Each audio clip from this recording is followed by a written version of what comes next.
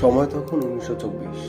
ঢাকা বিশ্ববিদ্যালয়ে তখন সদ্য জয়েন করে সত্যেন্দ্রনাথ বসু, এবং সদ্য জয়েন করে এই বিজ্ঞানী রাতারাতি সাড়া ফেলে দেয়। তোমরা হয়তো অনেকেই শুনেছ সত্যেন্দ্রনাথ বসু বাংলাদেশে বসে আইনস্টাইনের ভুল ধরে, কিন্তু আসলে কতটুকু সত্যি?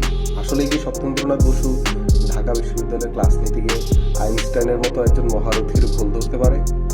চলো আজকে জানি সত্যেন্দ্রনাথ বসুর সেই কথা।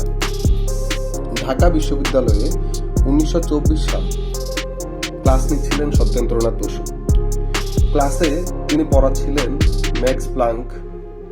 ম্যাক্স প্লাঙ্কের সেই ব্ল্যাক বডি রেডিয়েশন, এবং ব্ল্যাক বডি রেডিয়েশন পড়াতে গিয়ে তিনি লক্ষ্য করলেন প্লাঙ্কের দেয়া তত্ত্বটি খুব চমৎকার কাজ করলেও তার গাণিতিক প্রমাণের ভিত্তিটা খুব বেশি মজবুত নয়।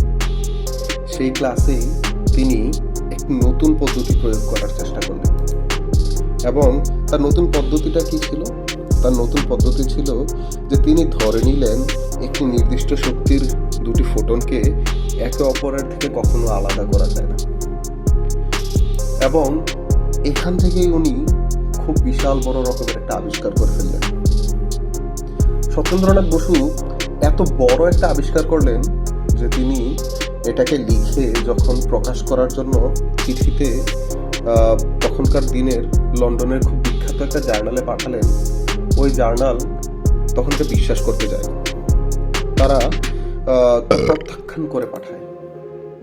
রাতারাতি তিনি হতাশ হয়ে পড়েন, এবং এই হতাশা থেকে কেটে ওঠে উনি সাহস করে তার লেখাটা পাঠান শ্রদ্ধেয় আলবার্ট আইনস্টাইনকে।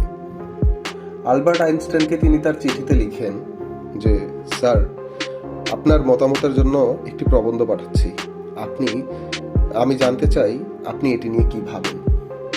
স্ক্রিনে যে চিঠিটি দেখতে পাচ্ছ, সত্যেন্দ্রনাথ বসু মূলত এই চিঠিটি লিখেছিল, যা এখনো ডিপার্টমেন্ট অফ ফিজিক্স, ঢাকা ইউনিভার্সিটিতে সংগ্রহিত আছে। এবং আলবার্ট আইনস্টাইন যখন তার লেখাটা পড়ে, আলবার্ট আইনস্টাইন এক নিমিষেই বুঝতে পারলেন যে এই যুবক এক বিশাল আবিষ্কার করে ফেলেছে।